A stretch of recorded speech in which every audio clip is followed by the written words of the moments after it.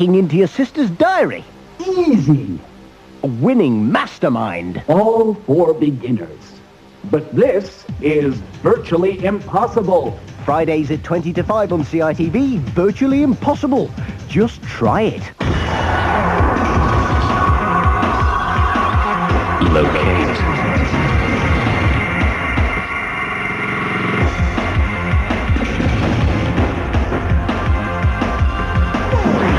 Locate and enjoy CITV, made for you.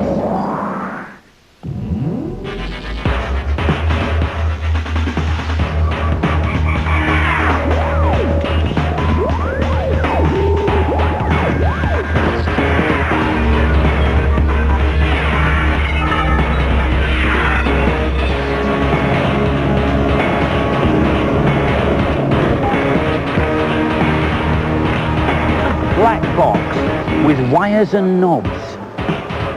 Namroods. Hello, if you're still having trouble with your Christmas list, later on, Bad Influence will be presenting the Burglar's Guide to 12 Days of Christmas, including these amazing laser guns. 322 boxer shorts. Oh, hello there. Our main review this week is the great-looking new racing game for the 3DO, The Need for Speed. Andy takes part in an experiment to find out what he might have looked like as a Viking warrior. And stay tuned for the first ever Donkey Kong Country cheat, courtesy of Namrood. It's a packed show today, and there's more. The term Super Console is a relatively new one, but this is a Super Console that's been around for ages. It's called the NeoGeo, and it lets you play arcade games in your home. There are a couple of problems, though. First of all, it's never been officially available in this country, so you have to get it as an expensive grey import. And secondly, new games cost as much as £200 each. The reason for that, if I can just take it out, is that they come on these huge carts which have got mountains of expensive chips inside them. But now there is a new NeoGeo, and we've got it in the studio. There were two main differences between this and the old one. First of all, that mountain of expensive chips have been put inside the console, and secondly, the games come on CDs, and so cost around £40. The machine also comes with this funky rounded controller, which has been specially designed to make special moves easier to pull off in fighting games. Like the old machine, it lets you play arcade games in your home, including this one, the King of the Fighters 94. It's a massive game, more than 5 times bigger than Super Street Fighter 2. The fighters have more moves than a mongoose in a shopping bag, and there's a special tag team option where players can choose groups of martial artists to fight all over the world. And if you fancy one in your Christmas stocking, it'll be out by Christmas, costing £399. Burtlers, what am I? That's right, a snow nam, get it? Hey, now snow is great, but you don't want to be going out into all that horrid cold fresh air, so here's a snow tip. Bring your snow indoors and build your snow nam there. I'm waiting for a delivery from Snow to Go. Oh, well, while we're waiting, here's a great cheat for the brand new Donkey Kong Country on the SNES. During the cranky winding his gramophone sequence at the start, spell out Diddy. That's down, Y, down, Y. Like so. And the cheat will give you special access to a very special room where Kong can play any of the animal bonus games as many times as he likes. Just watch this. Oh, look at that rhino go! Aha! My snow! Oh.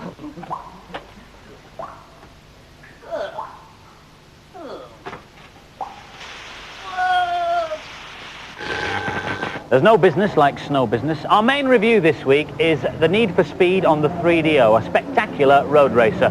Brought to you by the same people who invented Road Rash. It has a similar feel, but with one big difference. You've only got one opponent to race against, although there are other cars on the road.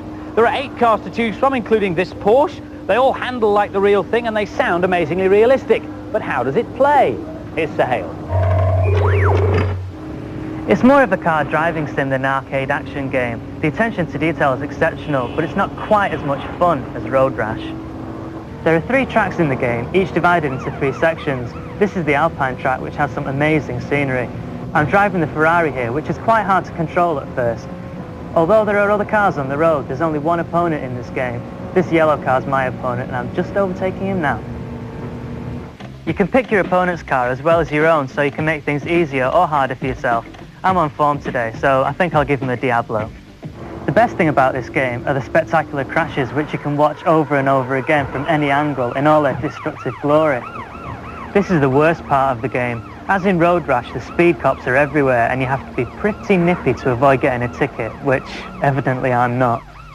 This is a stunning looking game that would certainly benefit from some extra tracks and a 2-player option. I'm looking forward to the sequel. The level of realism is absolutely amazing. I could happily play this for hours. This must be the best looking console game in the world. These graphics wouldn't be out of place in an arcade. And the scores for The Need for Speed, the girls went into overdrive and gave it 5, but the boys stayed in 4th gear.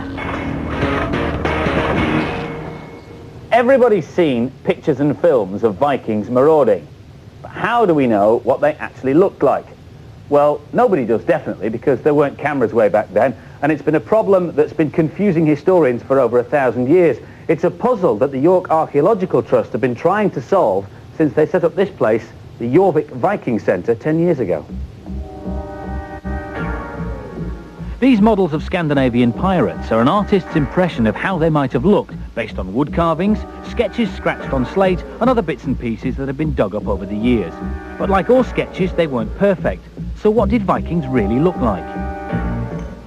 Well, some clues could be found in a place like this. This is an archaeological dig. Attention to detail is very important to archaeologists.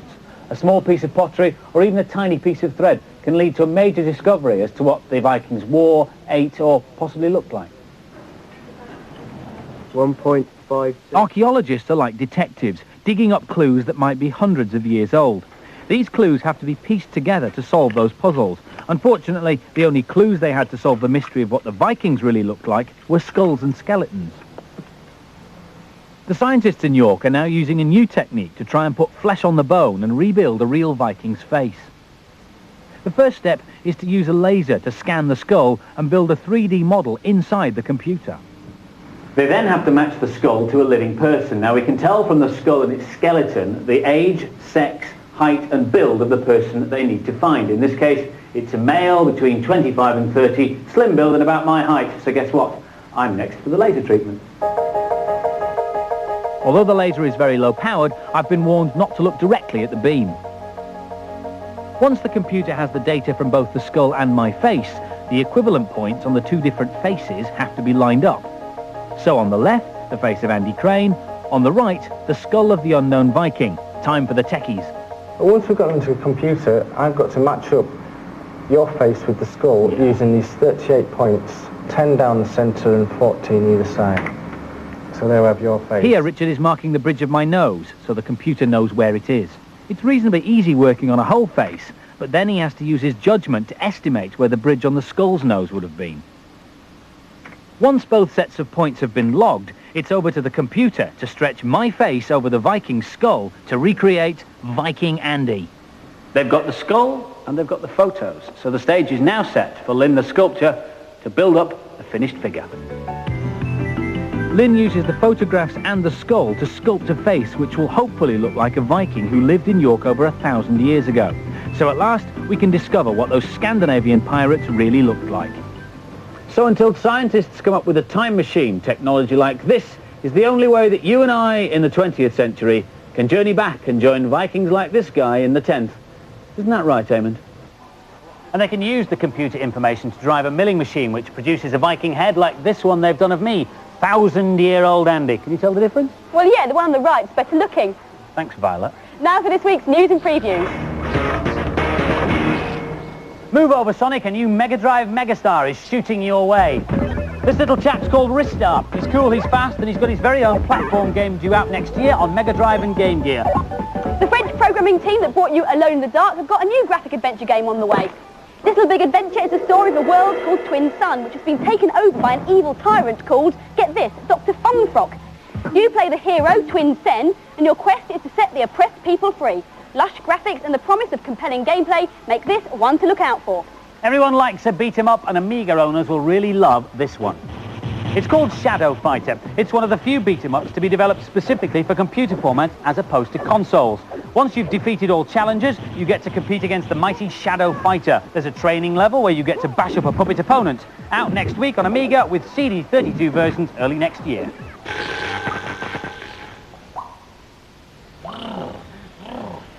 Furtlers, this snow is very cold, which brings me to my next snowy tip. Balls. Now, making snowballs makes your hands very cold, so I've invented this, a snowball making machine. It's great. It's got 4 different settings in order of hardness of balls. Now, Clint is the hardest, then Mel, Marilyn, and finally the softest, Jeremy. I think I'll set it to Clint balls. Now, it takes a few minutes to warm up, so I'll just get it going and do this next cheat, which is for Streets of Rage 3 on the Mega Drive. Now, fight your way through to stage 2, level 1, and you'll come across a character, a little kangaroo called Roo, there you go, with his keeper.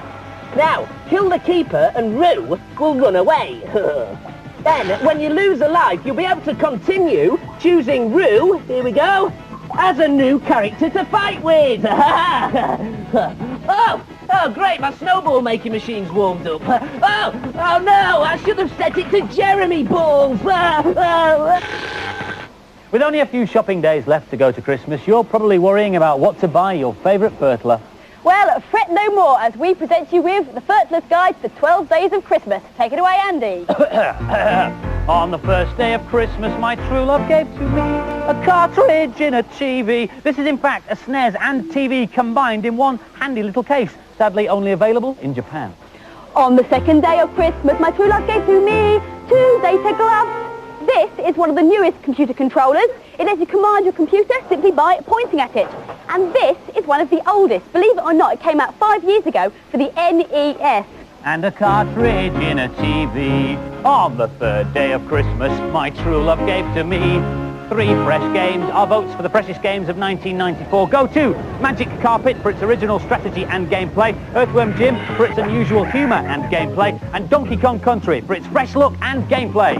2 data gloves. And a cartridge in a TV. On the 4th day of Christmas, my true love sent to me 4 calling birds. These electronic parrots have got digital tape recorders built inside them, which were triggered by loud noises. Sing, Andy! 3 fresh games. 2 data gloves. And a cartridge in a TV. On the 5th day of Christmas, my true love gave to me 5 bold wings. Bold pilots should barrel roll over this. US Navy fighter for the PC. 6 planes to fly, but tragically, Graham's crashed the Tomcat. 4 calling birds. 3 fresh games. 2 data gloves. And a cartridge in a TV. On the 6th day of Christmas, my true love sent to me 6 guns a-blazing. This Christmas, there are guns out for CDI, 3DO, SNES, Mega CD, and not forgetting these lock-on guns which use the same technology as Quasar. Trouble is, they're so popular, they're difficult to get hold of in the shops. Etc, etc, etc, and a cartridge in a TV. On the 7th day of Christmas, my true love sent to me 7 mice a-squeaking. Lots of mice available on the market this Christmas, including designer mice, a leopard skin, or teak, whichever takes your fancy, a Hot Wheels mouse, if you like cars, with a pointer to match, this home mouse, which lets you design your own pointers, like these dancing girls, or this aeroplane. There's an infrared cordless mouse. There's even a mouse that looks like a mouse. That's only 6. Ah, but you haven't met my friend.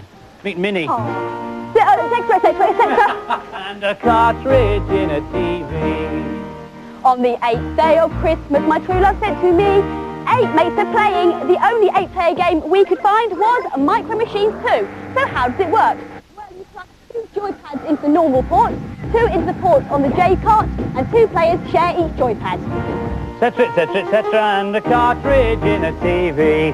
On the 9th day of Christmas, my true love gave to me 9 ladies dancing. This is a program called Click and Play for the PC. It lets you design your own computer games. You can scan your friends, put them in, animate them at will. You can even blow them up. Take that, Violet. Ouch! Etc, etc, etc. And a cartridge in a TV. On the 10th day of Christmas, my true love sent to me 10 lemmings leaping. Yes, those lovable creatures with a cute death wish problem are back in all new World of Lemmings on the PC. You have to help 3 tribes of lemmings, Egyptian, Classic and Shadow, in their attempts to colonise a new homeland. Etc, etc, etc, and a cartridge in a TV. On the 11th day of Christmas, my true love gave to me 11 nerds a-fertling. If the sad techie in your life thinks they have everything, give them some glasses like this, guaranteed to amaze the ice and break your friends at parties. All you need now, sir, is a life. I thank you. Etc, etc, etc. extra. And a cartridge in a TV. On the 12th day of Christmas, my true love sent to me 12 drummers drumming. This is a bit unusual, the miracle keyboard that plugs into a PC or a console. I've got rhythm, who can ask for anything more? Okay guys, 2, 3. On the 12th day of Christmas, my true love sent to me 12 drummers drumming. 11 nerds are firtlings. 10 lemmings leaping. 9 ladies dancing. 8 mates are playing. 7 mouses squeaking. 6 guns are blazing. 5 fold wings. 4 calling birds. 3 fresh games. 2 data gloves. And a cartridge in a TV.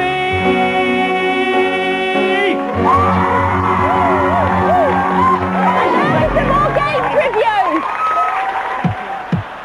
Question. How can you get 22,000 football players into 3.5 inches of plastic?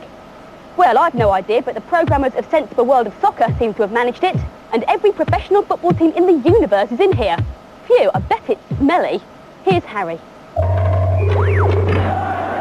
Sensible Soccer is the king of the computer football game, and it just got better. There's tons more options, improved animation, and a whole new managerial section. This game has got much more depth than the original. The choice of tactics has been extended, and there are new formations. I'm playing a 3-4-3, which gives me extra attacking options. The main feature which makes it different from the first Sensible Soccer is this section. If you're not happy with the team as it stands, you've got the option as a manager to buy new and better players from around the globe. This game will keep you occupied for the 12 days of Christmas, and probably 12 months after that. I can't bother with all the managerial stuff, but I love playing the games. Passing's really easy once you get the hang of it. This gives me eye strain. I don't see the appeal of the Sensible games. The sprites are far too small. Sensible World of Soccer scores 4s from the boys and the girls. Another sporting fixture now. This is NBA Jam on the Game Boy. As with the 16-bit versions, all the NBA teams are represented, and every one of the tiny players has his own abilities. Isn't technology wonderful? Here's Sally. I was pretty skeptical about the idea of a basketball game on a Game Boy, but this proved me wrong. It's fast, fun, and surprisingly detailed. In fact, there's just a bit too much detail for a small screen to cope with. There's so much going on, and the action's so fast that you can't play for very long without getting seriously sore eyes. As a fan of NBA Jam on the SNES, I really miss all the brilliant sound effects of the 16-bit version. It's a pity that there's no 2-player link-up option, but it's still the best basketball game ever to appear on a Game Boy. It's an impressive conversion. I can't see how the Game Boy can possibly do better than this. Forget everything you've ever thought about handheld sports sims. This is speedy and surprisingly playable. And the miniature NBA Jam gets a funky 4 from the boys and the girls. Burr, burr, burr, burr, burr, burr, burr. Furtlers, when you're playing with indoor snow, you'll have to turn your central heating up to compensate for the extra cold. Oh, phew. That's better. And now the bit that I've been looking forward to. In a moment, I'll be showing you how you can enjoy indoor sledging and how to build your very own high-tech super sledge like mine. It's even got a built-in TV to watch while you're waiting for snow and a turbo thruster for going uphill. Phew. But first, my last cheat, which is for Ren and Stimpy on the SNES. On the Vidiot screen, just press LRA, LRL, BR and X, and you can choose levels simply by pressing Select. And here we have level 4, great! Hey! And now, Furtlers, indoor sledging. This is going to be great.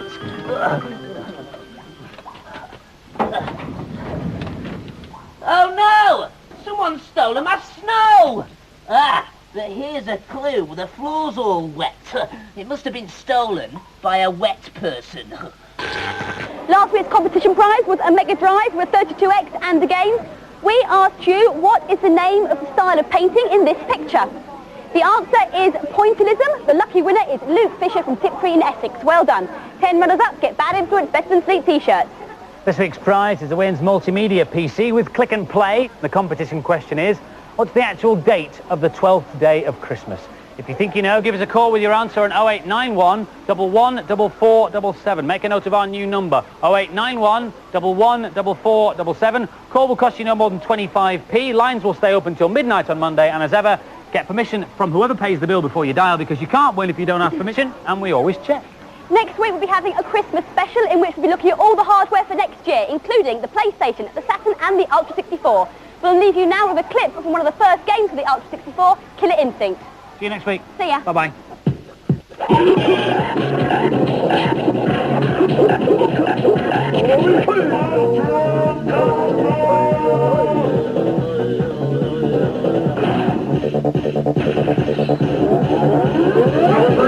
Victory!